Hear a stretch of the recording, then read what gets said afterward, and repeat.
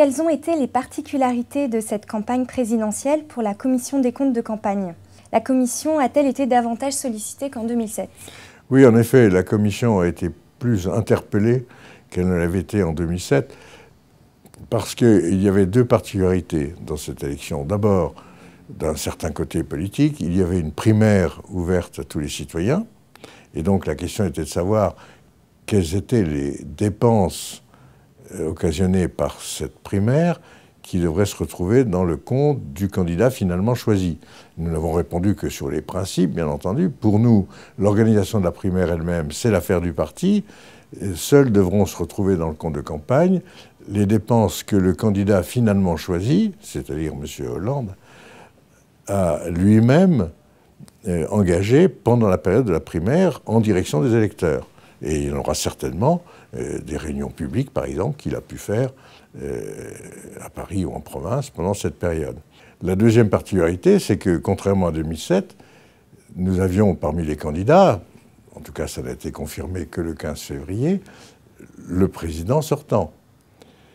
Et donc la question qui s'est posée et que n'ont pas manqué de nous poser ses adversaires politiques, c'était quelle part des interventions ou des manifestations auxquelles le président de la République participait avant le 15 février devait se retrouver également dans le compte de campagne. Là aussi, nous n'avons pu répondre que sur le plan des principes.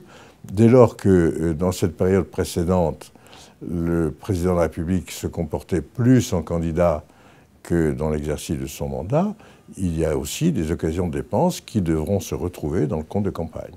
Et l'entourage du président nous avait donné à cet égard, d'ailleurs, des assurances qui ont été rendues publiques. Donc nous savons par avance que certains de ces types de dépenses seront mises dans le compte. Mais ceci a créé un peu de sollicitations publiques, médiatiques, que nous n'avions pas eues en 2007. Le contrôle des comptes des candidats à l'élection va s'exercer a posteriori. De quelle manière s'applique ce contrôle et quel en est le calendrier? Alors, les candidats ont 2 mois après l'élection pour préparer leurs comptes, avec évidemment l'appui de leurs mandataires financiers et de leur équipe de campagne. Ces comptes devront être déposés au plus tard le 6 juillet prochain. Et ensuite, la commission a, de par la loi, 6 mois pour se prononcer. Nous verrons si nous utilisons l'intégralité de cette période. Si on peut prendre nos décisions un peu plus tôt, nous le ferons. Mais en tout cas, à la fin de l'année, ce travail sera terminé au plus tard. Alors, ce travail est confié à des rapporteurs qui sont choisis parmi des fonctionnaires ou des magistrats en retraite, qui peuvent nous donner du temps précisément parce qu'ils sont en retraite. Et ces rapporteurs vont se livrer à l'examen, non pas par sondage, mais de façon intégrale, de toutes les pièces de dépenses et de recettes qui sont dans le compte. Ils vont en sortir un certain nombre de questions qui seront posées aux candidats, c'est-à-dire des demandes d'éclaircissement, de justifications complémentaires, dans le cadre d'une procédure contradictoire qui s'impose dans tous les cas où nous examinons un compte de campagne. Ensuite, les réponses des candidats et les pièces jointes à ces réponses seront de nouveau examinées et les rapporteurs feront un compte-rendu à la commission avec des propositions sur la décision finale que la commission va prendre collégialement, c'est-à-dire avec ses 9 membres assemblés. Alors, quels sont les types de décisions que nous pouvons prendre? Nous pouvons approuver purement et simplement le compte, si toutes les justifications ont été apportées, et nous n'avons pas d'observation. Il est assez peu fréquent qu'il n'y ait aucune observation sur un compte. Par exemple, en 2007, un seul des 12 comptes a été approuvé purement et simplement. Tous les 11 autres ont donné lieu à ce que nous appelons des réformations, c'est-à-dire que nous retirons du compte des dépenses que nous considérons soit comme non électorales, parce que pas exercées vers les électeurs, ou des dépenses dont nous estimons qu'elles ne sont pas correctement justifiées. Il se peut aussi que nous ajoutions dans le compte des dépenses qui auraient été omises, alors que nous considérerions au contraire, parce que nous savons des activités des candidats que nous suivons pendant la campagne, qu'en réalité, ce sont des dépenses électorales qui doivent être réintégrées.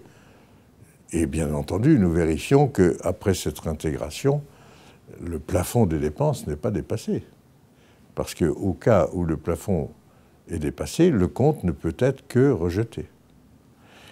Et en cas de rejet, la sanction, c'est le non-remboursement des dépenses. Par le passé, des recours ont-ils été déposés contre les décisions de la Commission? Alors, en 2007, qui était notre seule expérience précédente, il n'y a pas eu de recours au Conseil constitutionnel pour des motifs divers. Soit que nos réformations ont été finalement acceptées par les candidats, soit qu'elles n'avaient pas d'incidence finalement sur le montant du remboursement qui leur était donné, parce que le rapport personnel était supérieur au demi-plafond qui pouvait leur être remboursé. Donc, il n'y a pas eu de recours, ce qui ne veut pas dire qu'il n'y en aura pas cette année. Tout dépendra de nos décisions, bien entendu. Pour la première fois cette année, les députés représentant les Français établis hors de France vont être élus. Quelles difficultés pourraient révéler le contrôle des comptes de ces candidats? C'est effectivement un sujet nouveau. Nous avions attiré l'attention dans notre rapport d'activité de l'année dernière, et depuis, j'ai eu l'occasion d'en reparler à toutes les autorités qui pouvaient être concernées par ce sujet, y compris les représentants des partis politiques. Nous avons éclairci un certain nombre de sujets, mais néanmoins, il est certain que des comptes de campagne pour des campagnes qui se déroulent à des milliers de kilomètres de la France et dans des conditions qui sont difficiles pour les candidats. D'abord, ils doivent se déplacer beaucoup. Il y a des pays où on ne peut pas envoyer de l'argent. Et donc, il faut qu'ils ouvrent un compte localement et donc trouver un représentant du mandataire pour le faire. Dans ce compte, on ne peut mettre que des ressources acquises localement, ce qui veut dire qu'il faut avoir des donateurs dans le pays, sinon on n'a aucune ressource disponible. C'est une source d'inégalité entre candidats, d'ailleurs, nous l'avons signalé. Et puis, il y aura, au plan des justifications dans le compte, évidemment, des particularités. Il faudra que les pièces soient traduites, parce que nous ne pouvons pas, nous, ici, avoir des traducteurs dans toutes les langues du monde. Et par ailleurs, il sera peut-être difficile, dans certains cas, pour les candidats, d'obtenir des justifications. Et nous serons peut-être amenés à être un peu moins exigeants sur la qualité de ces justifications. Mais c'est quand même un souci, et dans ces 11 circonscriptions, dont certaines sont extrêmement vastes. Vous savez par exemple que la 11e circonscription va de l'Ukraine aux pays du Pacifique, en passant par l'Australie, la Chine, l'Inde, etc. Il y a une cinquantaine de pays dans cette circonscription. Et donc, les candidats eux-mêmes nous ont fait part d'un certain nombre de difficultés. On a essayé de leur donner des indications et de les aider, mais je pense que nous aurons quand même plus de difficultés qu'avec les comptes traditionnels des candidats sur le territoire national.